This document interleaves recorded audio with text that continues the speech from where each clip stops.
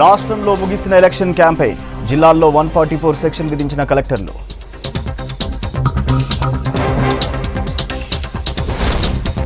ఎన్నికలకు అన్ని ఏర్పాట్లు చేశామన్న ఈసీ, నిబంధనలు అతిక్రమిస్తే కఠిన చర్యలని వార్నింగ్.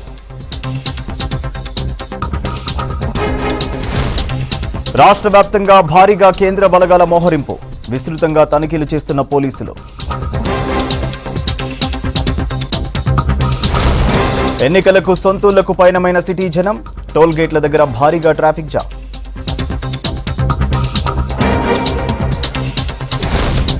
ఉపరితల ఆవర్తనంతో తేలికపాటి వర్షాలు పడే ఛాన్స్, 4 రోజుల తర్వాత ఉష్ణోగ్రతలు పెరుగుతాయన్న IMD.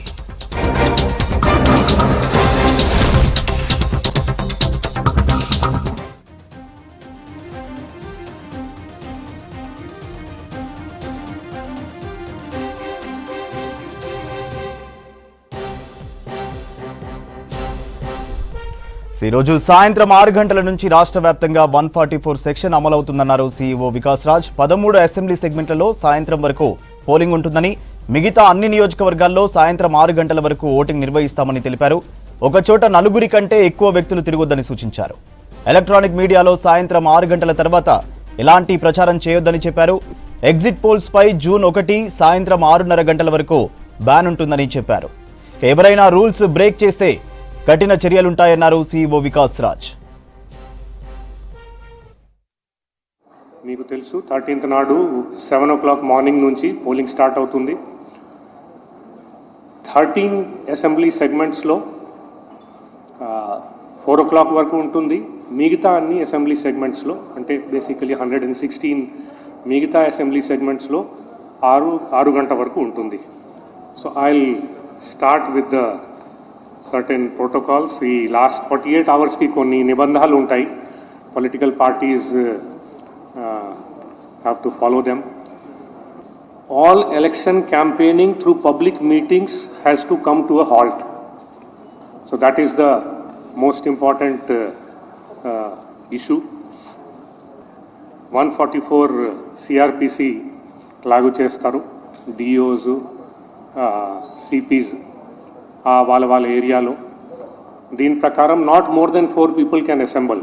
So that is the basic thing. Display of election material in all types of media also has restrictions.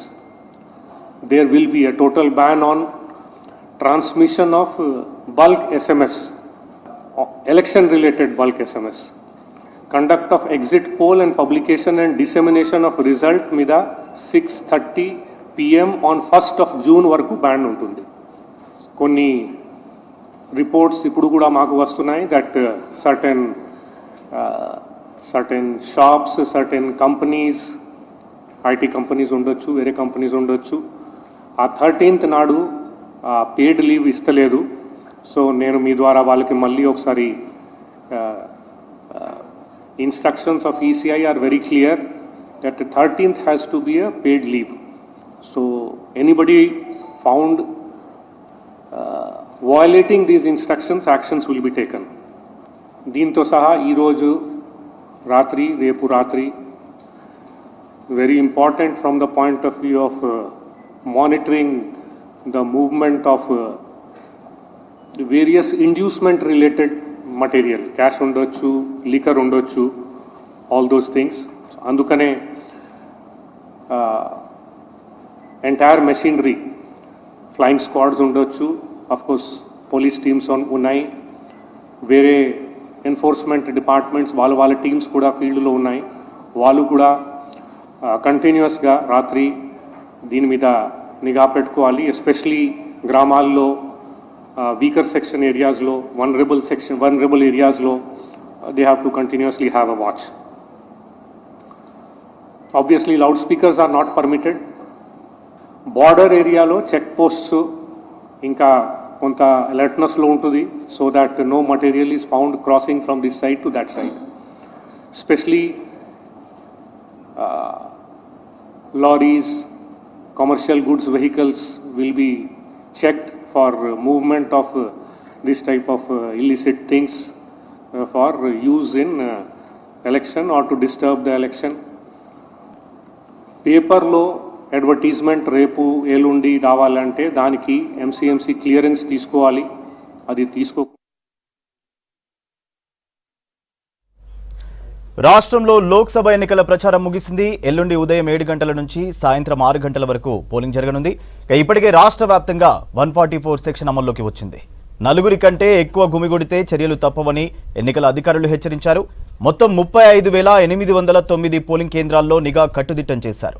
Non locals వెంటనే నియోజకవర్గాలను వీడాలని ఆదేశించింది ఈసీ. రైట్గా దీనిపై డీటెయిల్స్ యాదగిరి అందిస్తారు. యాదగిరి, రాష్ట్ర వ్యాప్తంగా ప్రచారం అయితే ముగిసింది, డీటెయిల్స్ ఏంటి? సూర్య, కొద్దిసేపటి క్రితమే అంటే ఇవాళ సాయంత్రం 6 గంటలతో ఈ లోక్సభ ఎన్నికలకు సంబంధించిన ప్రచార గడువు ముగిసింది. అయితే ఇందులో ఏదైతే ఈ సమస్యాత్మక కేంద్రాలుగా ఉన్నటువంటి 13 అసెంబ్లీ నియోజకవర్గాలు ఉన్నాయి. సో అక్కడ ఈ ప్రభావిత కేంద్రాలుగా వాటిని గుర్తించారు. సో ఆ 13 అసెంబ్లీ నియోజకవర్గాలలో 4 గంటలకే ఈ ప్రచారం ముగిసింది. ఇక మిగతా 106 అసెంబ్లీ నియోజకవర్గాల్లో 6 గంటలకు, సాయంత్రం 6 గంటల కంటే కొద్దిసేపటి క్రితమే ఈ ప్రచార గడువు ముగిసింది. ఇక ఎల్లుండి జరిగే పోలింగ్కి సంబంధించి ఎలక్షన్ కమిషన్ అన్ని ఏర్పాట్లు కూడా చేసింది. దానికి సంబంధించినటువంటి ఈవీఎంస్ రేపటి నుంచే పోలింగ్ కేంద్రాలకు తరలించేందుకు అన్ని ఏర్పాట్లు కూడా చేశారు. అయితే ఈ పోలింగ్ కేంద్రాలకు తరలించే ఈవీఎంలకు సంబంధించి కూడా ఆ వెహికల్స్కి జియో ట్యాగింగ్ అందుబాటులో ఉంచి ఎక్కడి నుంచి మూవ్ అవుతుంది ఆ వెహికల్, ఎక్కడి నుంచి ఎప్పుడు స్టార్ట్ అయింది, ఎన్ని గంటలకు ఆ ఏరియాకు వెళ్తుంది అనే దీనిపైన పూర్తి స్థాయిలో దీని మీద అబ్జర్వేషన్ పెడతామని చెప్పేసి ఎలక్షన్ కమిషన్ చెప్పింది. ఇక రాష్ట్ర వ్యాప్తంగా మొత్తం 3,32,00,000 మంది ఓటర్లు ఉన్నారు. ఈ ఓటర్లలో కూడా అత్యధికంగా మహిళలే ఉన్నారు. దీనికి సంబంధించి మొత్తం 35,809 పోలింగ్ కేంద్రాలు రాష్ట్ర వ్యాప్తంగా పోలింగ్ కేంద్రాలను ఏర్పాటు చేశారు. ఇందులో 12,000 పోలింగ్ కేంద్రాలు సమస్యాత్మకమైనటువంటి పోలింగ్ కేంద్రాలుగా గుర్తించారు. దానికి సంబంధించి ఆ 12,000 పోలింగ్ కేంద్రాల్లో ప్రత్యేకంగా నిఘా ఉంటుంది. ఎక్కువగా అక్కడ బలగాలను కూడా మోహరించేలా అన్ని చర్యలు తీసుకుంటున్నాయని చెప్పేసి ఎన్నికల సంఘం చెప్పింది. అయితే మొత్తం ఈ ఎన్నికలకు సంబంధించి అసెంబ్లీ ఎన్నికలకు సంబంధించి మొత్తం 160 కంపెనీలకు సంబంధించినటువంటి కేంద్ర బలగాలు ఇక్కడ మోహరించాయి. తర్వాత రాష్ట్రంలో ఉన్నటువంటి 60,000 మంది పోలీసులు ఈ ఎన్నికల విధుల్లో ఉండబోతున్నారు. ఇక రాష్ట్రానికి చుట్టుపక్కల ఉన్నటువంటి రాష్ట్రాల నుంచి కూడా మరో 20,000 మంది పోలీసులను ఇక్కడికి తీసుకొచ్చారు. సో మొత్తం ఈ ఎన్నికల విధుల్లో అత్యధికంగా బలికాలు కూడా ఈసారి వచ్చాయి. ఎందుకంటే 12,000 పోలింగ్ కేంద్రాలు సమస్యాత్మకమైనవి ఉన్నాయి. తర్వాత 13 అసెంబ్లీ నియోజకవర్గాలు మావోయిస్టు ప్రభావిత ప్రాంతాల్లో ఉన్నటువంటి ఏరియాగా గుర్తించారు. సో ఇలాంటి ఏరియాలలో ఎక్కువగా నిఘా ఉంటుంది అని చెప్పేసి ఎలక్షన్ కమిషన్ చెప్పింది.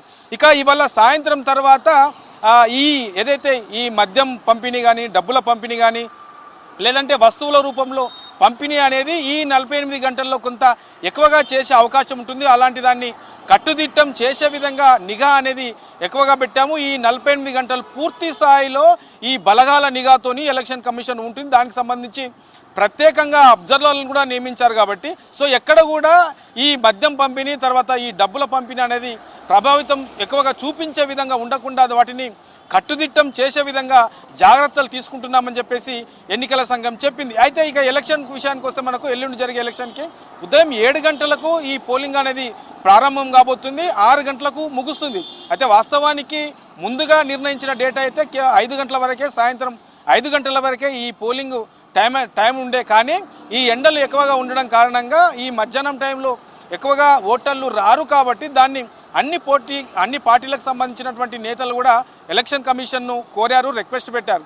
సో రిక్వెస్ట్ కారణంగా 1 గంట అదనంగా పొడిగించారు. ఉదయం 7 గంటల నుంచి సాయంత్రం 6 గంటల వరకు పోలింగ్ జరగనుంది. ఇక 6 గంటల లోపు పోలింగ్ కేంద్రాలకి ఎవరు వచ్చినా వాళ్ళందరినీ ఓటు హక్కు వినియోగించుకునే విధంగా అవకాశం కల్పిస్తామని కూడా ఎన్నికల సంఘం చెప్పింది. ఇక ఈ మావోయిస్టు ప్రభావిత ప్రాంతాలలో ఉదయం 7 గంటలకు ప్రారంభమై 4 గంటలకే ఈ ఎలక్షన్ ముగుస్తుంది కాబట్టి అలాంటి ఏరియాలలో కూడా కొంత ప్రత్యేకంగా నిఘా పెట్టి 4 గంటల లోపు ఎవరెవరైతే పోలింగ్ కేంద్రాలకు వస్తారో వాళ్ళందరికీ అక్కడ ఓటు వేసే విధంగా అవకాశం కల్పిస్తున్నట్లు రాష్ట్ర ఎన్నికల కమిషన్ చెప్పింది. ఇక దీంతో పాటు మనకు ఇప్పుడున్నటువంటి సిచ్యువేషన్లో ఈసారి ఏదైతే ఈ ఏజెన్సీ ఏరియాలు ఉంటాయో ఈ ఏజెన్సీ ఏరియాలలో అదనంగా కొన్ని పోలింగ్ కేంద్రాలు పెట్టారు. అంటే గత అసెంబ్లీ ఎన్నికలలో ఈ పోలింగ్ కేంద్రాలు వాళ్ళకి అందుబాటులో లేని కారణంగా కొంత ఓటింగ్ దూరమయ్యారు, ఓటు వేయలేని సిచ్యువేషన్లో వాళ్ళు ఉన్నారనే కంప్లైంట్స్ రావడంతో ఎలక్షన్ కమిషన్కు ఆ దృష్టికి రావడంతో ఈసారి ఏజెన్సీ ప్రాంతాలలో కూడా ప్రత్యేకంగా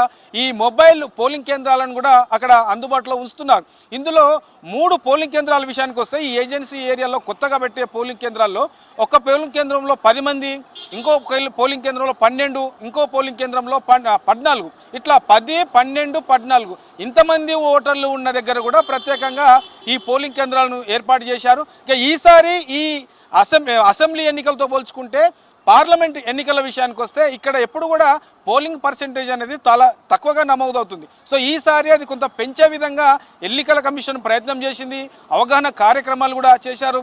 తర్వాత యువత ఓటర్లు అనేది ఎక్కువగా ఉన్నది. సో అట్లాంటి వారిపైన అవగాహన కల్పించి పోలింగ్ శాతం పెంచే విధంగా అయితే ప్రయత్నం చేశారు. చూడాలి మరి ఈసారి పోలింగ్ శాతం పెరుగుతుందా లేదా తగ్గుతుందా అనేది ఈ పోలింగ్ తర్వాత తెలిసే అవకాశం ఉంటుంది. ఇక ఈ 48 అవర్స్ ఆల్రెడీ ఎన్నికల ప్రచార గడువు ముగిసింది కాబట్టి నాన్ లోకల్కి సంబంధించి ఎవరైనా ఆ నియోజకవర్గాలలో ఉంటే వాళ్ళందరూ వెళ్ళిపోవాలి, అక్కడ ఎవరున్నా వాళ్ళపైన చర్యలు తీసుకుంటామని చెప్పేసి ఎన్నికల సంఘం చెప్పింది. ఇక దీంతో పాటు ఇప్పటికి చాలామంది కూడా ఈ ప్రచారం విషయంలో టైం అయిపోయిన తర్వాత కూడా చాలామంది ఈ ప్రచారాలు చేసే వాళ్ళు ఉంటారు, తర్వాత ఈ సౌండ్ బాక్సులు పెట్టి ప్రచారం చేసే వాళ్ళు ఉంటారు. సో అలాంటి వాటిపైన కూడా ప్రత్యేకంగా నిఘా పెట్టి ఒకవేళ ఈ నిబంధనలు ఎన్నికల నిబంధనలు ఏవైతే ఉన్నాయో ఆ నిబంధనలు కనుక వాళ్ళు అతిక్రమిస్తే వాళ్ళపైన చట్టపరమైనటువంటి చర్యలు తీసుకుంటామని చెప్పేసి కూడా ఎన్నికల సంఘం చెప్పింది. ఇక 13న పోలింగ్ రోజున ఇదైతే ఈ హాలిడే ప్రకటించింది. హాలిడే రోజు కూడా చాలామంది కొన్ని ప్రైవేట్ కంపెనీలకు సంబంధించి హాలిడే ఇవ్వట్లేదు అని చెప్పేసి ఎన్నికల సంఘానికి కూడా ఫిర్యాదులు వచ్చాయి. అలాంటి కంపెనీలు కూడా ఏవైనా 13th రోజు హాలిడే కనుక ఇవ్వకపోతే అలాంటి సంస్థకు సంబంధించిన యాజమాన్యాలమైన కూడా చర్యలు తీసుకుంటామని చెప్పేసి ఎన్నికల సంఘం చెప్పింది. ఇక ఓవరాల్గా చూస్తే ఈసారి ఈ పార్లమెంట్ ఎన్నికలకు సంబంధించి ఎలాంటి ఇబ్బందులు రాకుండా, ఎలాంటి సమస్యలు తలెత్తకుండా ప్రశాంతంగా నిర్వహించే విధంగా అన్ని చర్యలు తీసుకుంటామని చెప్పారు. అయితే గతంతో పోల్స్తే ఈసారి మనకు ఎండలు అనేవి చాలా మండుతున్నాయి. సో రోజు రోజుకు బాగా పెరుగుతున్నాయి. సో దీన్ని దృష్టిలో పెట్టుకొని పోలింగ్ కేంద్రాల్లో తప్పనిసరిగా ఫ్యాన్లు ఉండాలి, అక్కడ పవర్ అనేది పోకుండా చూసుకోవాలి. దాని తర్వాత ఏసీలు వీళ్ళైతే కూలర్లు అక్కడ అందుబాటులో పెట్టుకోవాలి. లేదంటే టెంట్లు ఏదైతే క్యూ లైన్లు ఉంటాయో ఈ క్యూ లైన్లకు సంబంధించి ఎండలో నిలబడకుండా ఎక్కువసేపు క్యూ లైన్ ఆలస్యం కాకుండా జాగ్రత్తలు తీసుకునే విధంగా ప్రత్యేకంగా అక్కడ అధికారులను కూడా నియమిస్తున్నట్టు ఎన్నికల సంఘం చెప్పింది. ఓవరాల్గా ఈసారి మొత్తానికి ఈ పార్లమెంట్ ఎన్నికల్లో పోలింగ్ శాతం పెంచే విధంగా ఎన్నికల సంఘం అయితే చర్యలు తీసుకుంటున్నామని చెప్తుంది. చూడాలి మరి మనకు 13న సాయంత్రం వరకు దీన్ని పెరుగుతుందా తగ్గుతుందా అనేది దీనిపైన ఒక స్పష్టత వచ్చే అవకాశం ఉంటుంది. సూర్య, రైట్, థ్యాంక్ యూ యాదగిరి.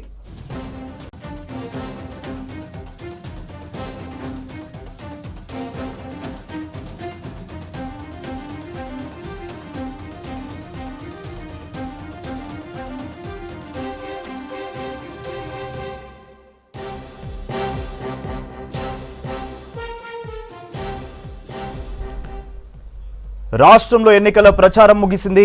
ఎల్లుండి లోక్సభ ఎన్నికలు జరగనున్నాయి.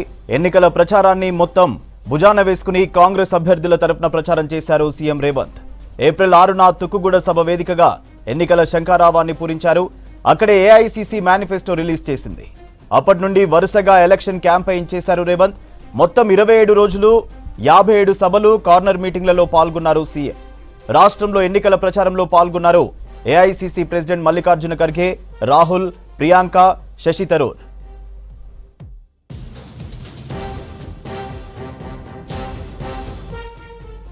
డీటెయిల్స్ కంచె రాజు అందిస్తారు. రాజు, ఎన్నికల ప్రచారం ముగిసింది కదా, అప్డేట్స్ ఏంటి? థ్యాంక్ యూ సూర్య. తెలంగాణలో కాంగ్రెస్ పార్టీ పార్లమెంట్ ఎన్నికలను చాలా సీరియస్గా తీసుకుని ఎన్నికల ప్రచారం చేసింది. దేశవ్యాప్తంగా చూసుకున్నట్లయితే తెలంగాణలో ఈసారి మెజార్టీ స్థానాలను కైవసం చేసుకోవాలని ఇటు పీసీసీ కావచ్చు, అటు ఏఐసీసీ కావచ్చు భావించింది. మొదటి నుంచి కాంగ్రెస్ పార్టీకి సంబంధించిన నేతలు చాలా సీరియస్గా తీసుకుని ఈసారి పార్లమెంట్ ఎన్నికల ప్రచారాన్ని కొనసాగించారు.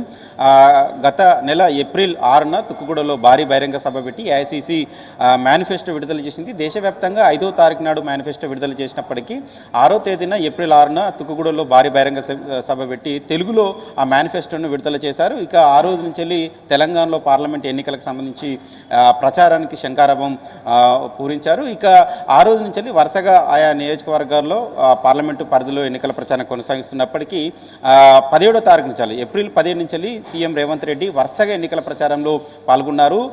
17, 18 2 రోజుల పాటు కేరళలో ఎన్నికల ప్రచారం చేశారు. ఇక 19వ తేదీ నుండి వరుసగా తెలంగాణలో 17 పార్లమెంటు నియోజకవర్గాల పరిధిలో వరుసగా ఎన్నికల ప్రచారం చేశారు. ఒక్కొక్క రోజు 3, 4 పార్లమెంటు పరిధిలో ఎన్నికల ప్రచారం చేశారు. మొత్తం 27 రోజుల పాటు 57 బహిరంగ సభలు కావచ్చు, కార్నర్ మీటింగ్లు కావచ్చు ఆ కార్నర్ మీటింగ్లో PCC chief CM Revanth Reddy ప్రసంగించారు. ఈసారి తెలంగాణలో చాలా కీలకంగా తీసుకున్న పరిస్థితి అయితే కనబడుతుంది. ఎందుకంటే పార్లమెంట్ ఎన్నికల్లో మెజార్టీ స్థానాలను కైవసం చేసుకోవాలని కాంగ్రెస్ పార్టీ మొదటి నుంచి భావించి అందులో అనుగుణంగానే ఎన్నికల ప్రచారం చేసిందని చెప్పాలి. PCC chief CM Revanth Reddy Congress party అభ్యర్థుల గెలుపు కోసం మొత్తం పూర్తిగా ఎన్నికల ప్రచారాన్ని ఆయన భుజాన వేసుకున్నారు.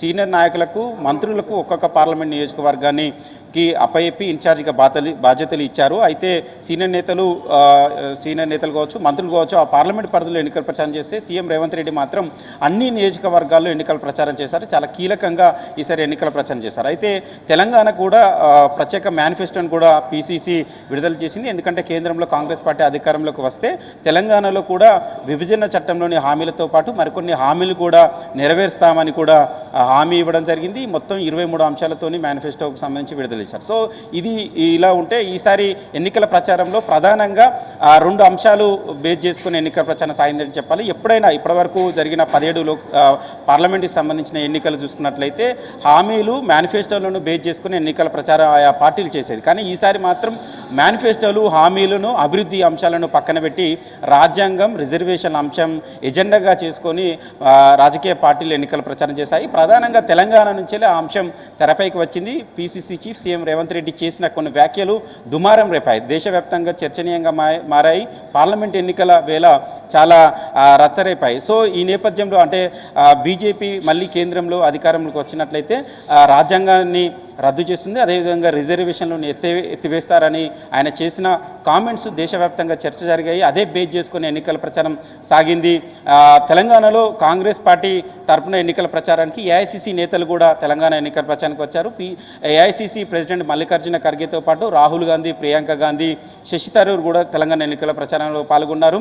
చివరి 3 రోజుల పాటు ఈ ఏఐసిసి నేతలే తెలంగాణ ఎన్నికల ప్రచారంలో పాల్గొన్న సందర్భం అయితే కనబడుతుంది. రాహుల్ గాంధీ 2 దఫాలుగా తెలంగాణ ఎన్నికల ప్రచారం వచ్చారు. ఈ నెల 5న ఆదిలాబాద్, నిర్మల్ ప్రాంతాల్లో ఎన్నికల ప్రచారం చేస్తే 9న మెదక్, అదేవిధంగా సరూర్ నగర్లో ఎన్నికల ప్రచారం చేశారు. ఇక ఏఐసిసి ప్రెసిడెంట్ మల్లికార్జున ఖర్గే ఆయనే ఒక ప్రెస్ మీట్ పెట్టి అదేవిధంగా నకరికల్లో భారీ బహిరంగ సభలో ఆయన పాల్గొన్నారు. నిన్న ఇవాళ చివరి రోజు ప్రియాంక గాంధీ కామారెడ్డి, తాండూరులో 2 బహిరంగ సభలో ఆమె పాల్గొని ఎన్నికల ప్రచారం చేశారు. చివరి 3 రోజుల పాటు ఏఐసిసి నేతలు తెలంగాణ ఎన్నికల ప్రచారంకి వచ్చారు. ఇక శశి థరూర్ కూడా నిన్న హైదరాబాద్కి వచ్చి ఒక ప్రెస్ మీట్ పెట్టారు.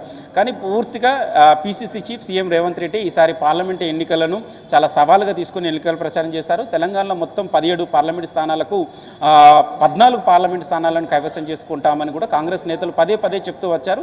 అయితే ఇప్పుడు కంటోన్మెంట్కి సంబంధించి ఉప ఎన్నిక కూడా ఈ నెల 13న జరగబోతుంది. 17 పార్లమెంట్ ఎన్నికలతో పాటు కంటోన్మెంట్ కూడా ఉప ఎన్నిక కూడా అదే రోజు జరగబోతుంది.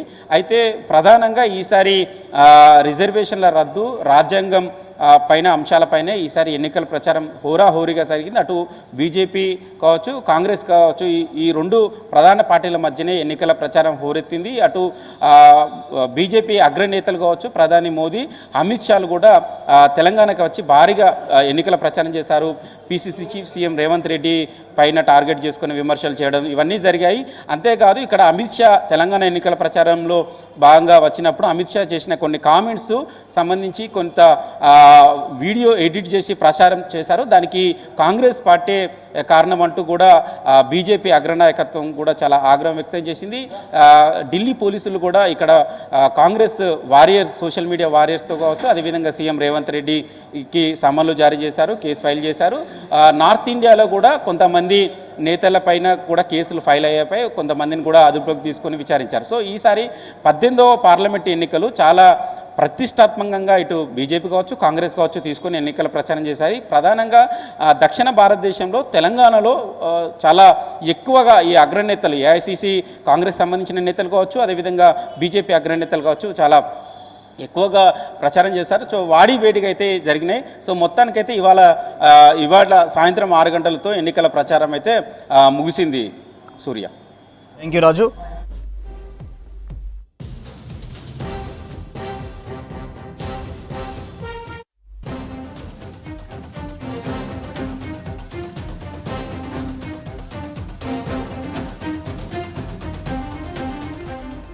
తెలంగాణలో బీజేపీ ముమ్మర ప్రచారం నిర్వహించింది. మోదీ సహా ముఖ్య నేతలంతా రాష్ట్రాన్ని చుట్టేశారు. రేవంత్ రెడ్డి, కాంగ్రెస్ టార్గెట్గా బీజేపీ నేతలు విమర్శలు చేశారు. రిజర్వేషన్ల అంశంపై మోదీ, అమిత్ షా, నడ్డా కౌంటర్లు ఇవ్వగా కాంగ్రెస్ గాడిద గుడ్డు ప్రచారానికి రాష్ట్ర నేతలు కౌంటర్లు ఇచ్చారు. రాష్ట్రంలో 12 ఎంపీ సీట్లలో గెలిపే లక్ష్యంగా ఆ పార్టీ విస్తృత ప్రచారం చేసింది.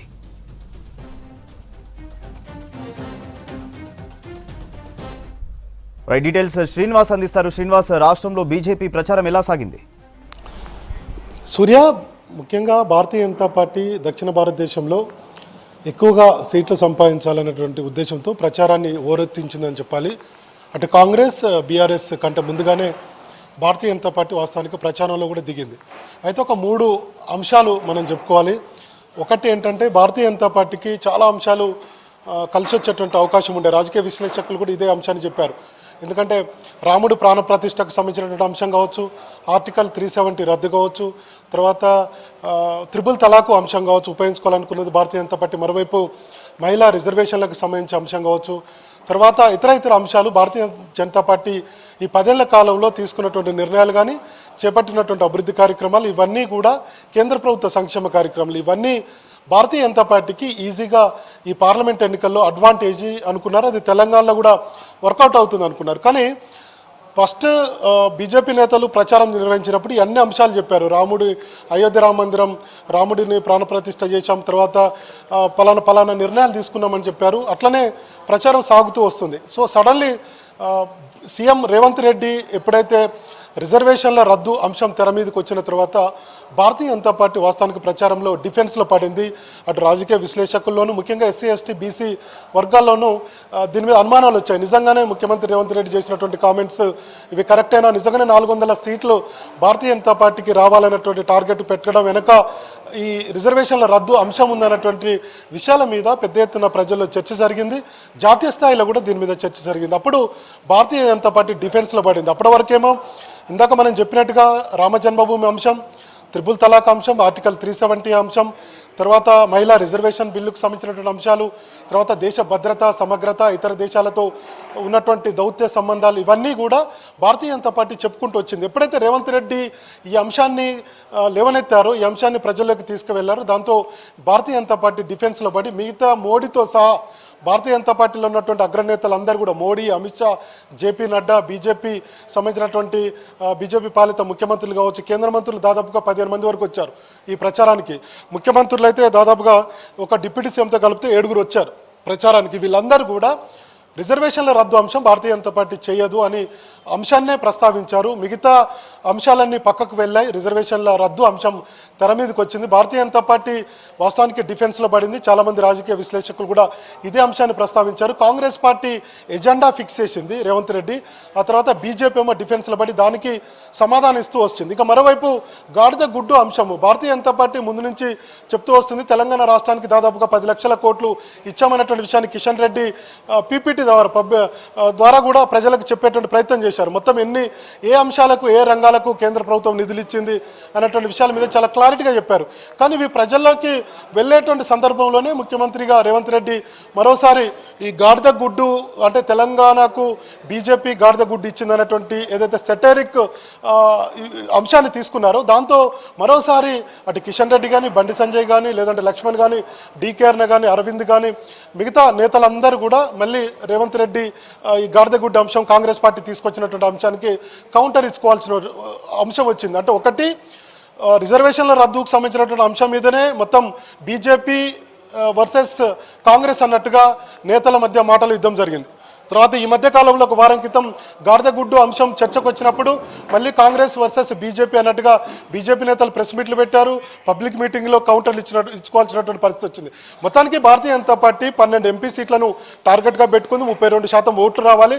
వచ్చే అసెంబ్లీ ఎన్నికలకు ఖచ్చితంగా తెలంగాణలో బీఆర్ఎస్ పని అయిపోయిందని భారతీయ జనతా పార్టీ చెప్తూ వస్తుంది. కాబట్టి కాంగ్రెస్ బీజేపీ మధ్యలో ఒక టఫ్ ఫైట్ జరగాలి పొలిటికల్గా.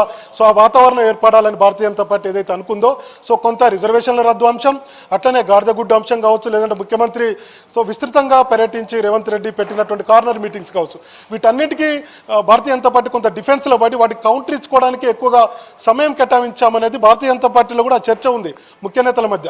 సో కాబట్టి ఇప్పుడు ఈరోజు అమిత్ షా వచ్చిన ప్రెస్ మీట్లో ప్రస్తావించిన రిజర్వేషన్ల రద్దు అంశాన్ని ప్రస్తావించారంటే ఏ స్థాయిలో బలంగా భారతీయ జనతా పార్టీకి కొంత గ్రౌండ్లో ఈ అంశము కొంత ఇబ్బంది ఏ విధంగా అయిందనేది మనం అర్థం చేసుకోవచ్చు. సో మొత్తానికైతే భారతీయ జనతా పార్టీ సో వాళ్ళు 10 ఏళ్ల పాలనలో చేసుకున్నటువంటి అభివృద్ధి కార్యక్రమాలు చెప్పుకున్నారు. అట్లనే ఇంటింటికి బీజేపీ భారీ బహిరంగ సభలు ఏర్పాటు చేసుకున్నారు, స్ట్రీట్ కార్నర్స్ మీటింగ్ చెప్పుకున్నారు. తర్వాత మోదీ గ్యారంటీ పేరుతో ప్రజలకు వెళ్లారు, కరపత్రాన్ని తీసుకొచ్చారు. ఈ 10 ఏళ్ల పాలనలో మోడీ తీసుకున్నటువంటి నిర్ణయాలు, చేపట్టిన అభివృద్ధి కార్యక్రమాలు, సంక్షేమ కార్యక్రమాలు ఇవన్నీ కూడా కరపత్రాలు చెప్పుకున్నారు. వికసిత్ భారత్ పేరుతోటి ఒక మేనిఫెస్టో రూపొందించుకున్నారు. తర్వాత సంకల్ప పత్రంతో మేనిఫెస్టో కూడా రిలీజ్ చేయడం జరిగింది. చాలా కార్యక్రమాలు భారతీయ జనతా పార్టీ నిర్వహించుకున్న, దాదాపుగా 20 సభలు భారతీయ జనతా పార్టీ పెట్టుకున్న, ఒక డిప్యూటీ సీఎం ఫడ్నవీస్తో పాటు ఒక 6 సీఎంలు రాష్ట్రానికి వచ్చిన, మొత్తం కూడా కాంగ్రెస్ను టార్గెట్ చేస్తూ ముఖ్యమంత్రి రేవంత్ రెడ్డిని టార్గెట్ చేస్తూ వాళ్ళ సభలు, సమావేశాలు, ప్రచారం తర్వాత ఇవన్నీ కూడా జరిగాయి. సో మొత్తానికి ప్రచారం అయితే ముగిసింది. సో కాంగ్రెస్ ఎజెండా ఫిక్స్ చేసింది, భారతీయ జనతా పార్టీకి దానికి కౌంటర్ ఇచ్చుకుంటా వెళ్ళామనేది ఇప్పటికీ భారతీయ జనతా పార్టీలో అంతర్గతంగా జరుగుతున్నటువంటి చర్చ. మరి 2019 పార్లమెంట్ ఎన్నికల్లో భారతీయ జనతా పార్టీ ఊహించినట్టుగా 4 పార్లమెంట్ సీట్లను గెలుచుకుంది, 20% మేర ఓట్లు వచ్చాయి. మొన్న జరిగినటువంటి అసెంబ్లీ ఎన్నికల్లో 14% మేర ఓట్లు వచ్చాయి, 8 అసెంబ్లీ సీట్లను గెలుచుకుంది. ఈసారి 12 ఎంపీ సీట్లను టార్గెట్గా పెట్టుకుంది, 32% మేర ఓట్లు రావాలంటుంది. ముఖ్యంగా బీఆర్ఎస్ను టార్గెట్ చేసింది. బీఆర్ఎస్కు వచ్చినటువంటి ఓట్లలో 37% ఓట్లు వచ్చాయి. 87,53,000 ఓట్లు మొన్న అసెంబ్లీ ఎన్నికల్లో బీఆర్ఎస్కి వచ్చాయి. కాబట్టి దీంట్లో కనీసం 15 నుంచి 20% మనము అంటే భారతీయ జనతా పార్టీకి టర్న్ అయితే అనుకున్నటువంటి ఫలితాలు వస్తాయని ప్రయత్నాలు చేసింది. అందులో భాగంగానే బీజేపీ బీఆర్ఎస్ సిట్టింగ్ ఎంపీలను కూడా భారతీయ జనతా పార్టీ జాయిన్ చేసుకోగలిగింది. మరి చూడాలి, ప్రచారం అయితే పూర్తయింది.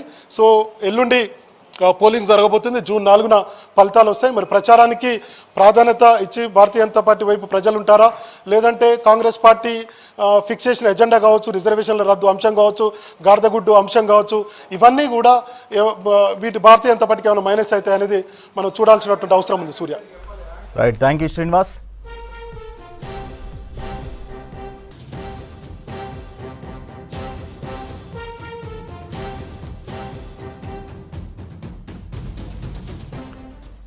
రాష్ట్రంలో పార్లమెంట్ ఎన్నికల ప్రచారం ముగిసింది. ప్రతిపక్షంలో ఉన్న బీఆర్ఎస్కు ఈ ఎన్నికలకు కీలకం కావడంతో అధినేత కేసీఆర్ విస్తృతంగా ప్రచారం చేశారు. కాంగ్రెస్, బీజేపీనే టార్గెట్గా ప్రచారం చేసింది బీఆర్ఎస్. కేసీఆర్ బస్సు యాత్రలో భాగంగా 22 రోడ్ షోలు, 3 బహిరంగ సభల్లో పాల్గొన్నారు. గులాబీ బాస్పై ఈసీ 48 గంటలు నిషేధం విధించడంతో మహబూబాబాద్ సభతో ప్రచారానికి బ్రేక్ పడింది.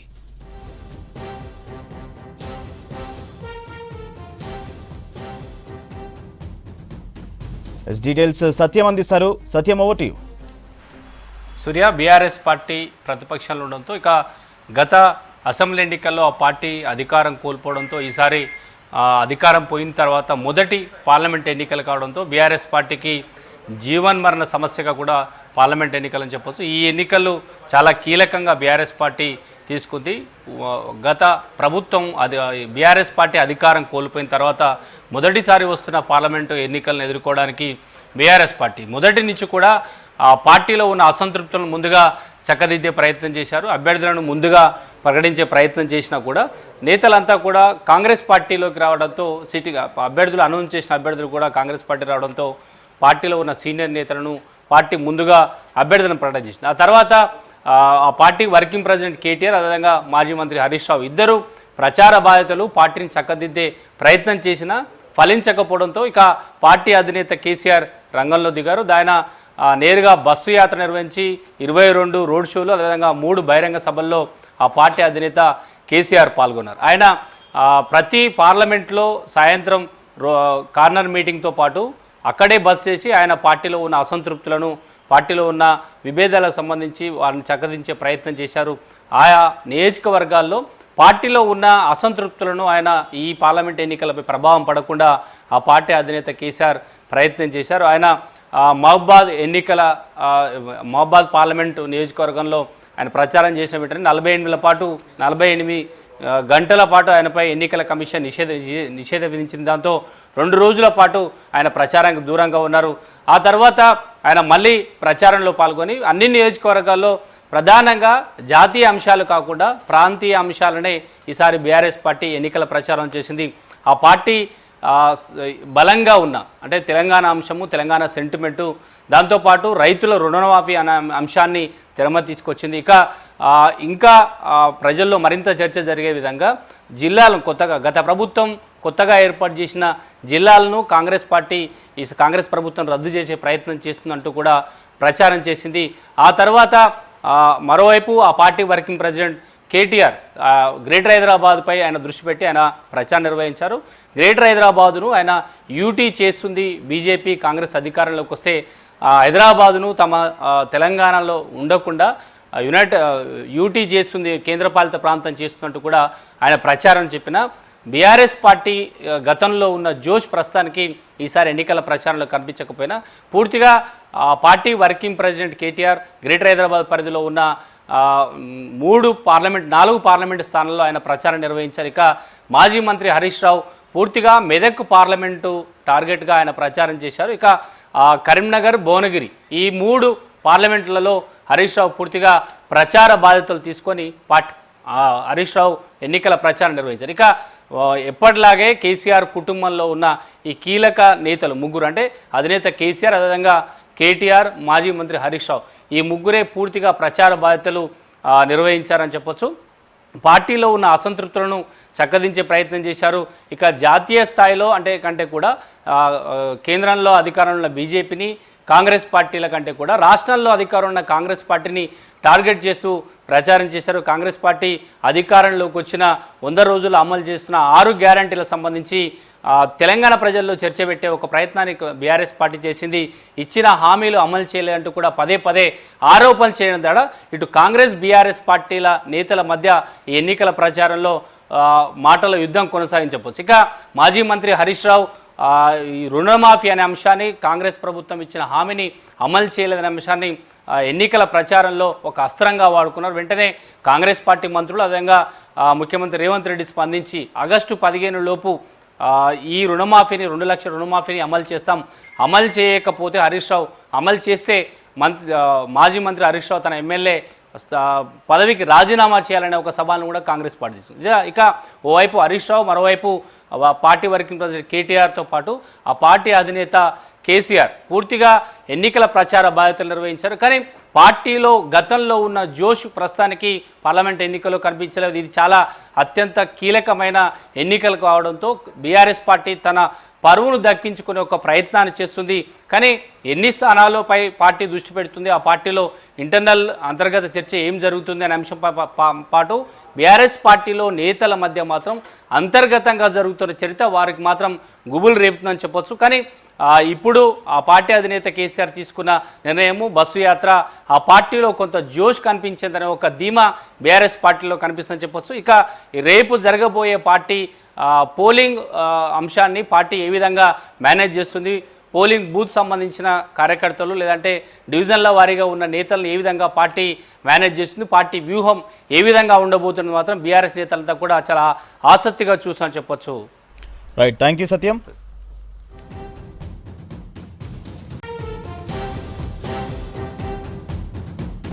ఉమ్మడి వరంగల్ జిల్లాలో ఎన్నికల ప్రచారం ముగిసింది. వరంగల్, మహబూబాబాద్ నియోజకవర్గాల్లో ప్రధాన పార్టీల మధ్య ప్రచారం హోరాహోరీగా జరిగింది. ఎన్నికల ప్రచారంలో వివిధ రాష్ట్రాల సీఎంలు, జాతీయ నాయకులు పాల్గొన్నారు. వరంగల్ పార్లమెంట్ ఎన్నికలకు అధికారులు సర్వం సిద్ధం చేశారు. ఇక్కడ మొత్తం ఓటర్లు 18,24,466 మంది ఉన్నారు. మొత్తం 1900 పోలింగ్ కేంద్రాలు ఏర్పాటు చేశారు. 12,710 మందికి పోస్టల్ బ్యాలెట్ అందించగా 9,544 మంది పోస్టల్ బ్యాలెట్ వినియోగించుకున్నారు. 247 సమస్యాత్మక పోలింగ్ కేంద్రాలను అధికారులు గుర్తించారు. మహబూబాబాద్ పార్లమెంట్ నియోజకవర్గంలో మొత్తం 15,32,366 మంది ఓటర్లున్నారు.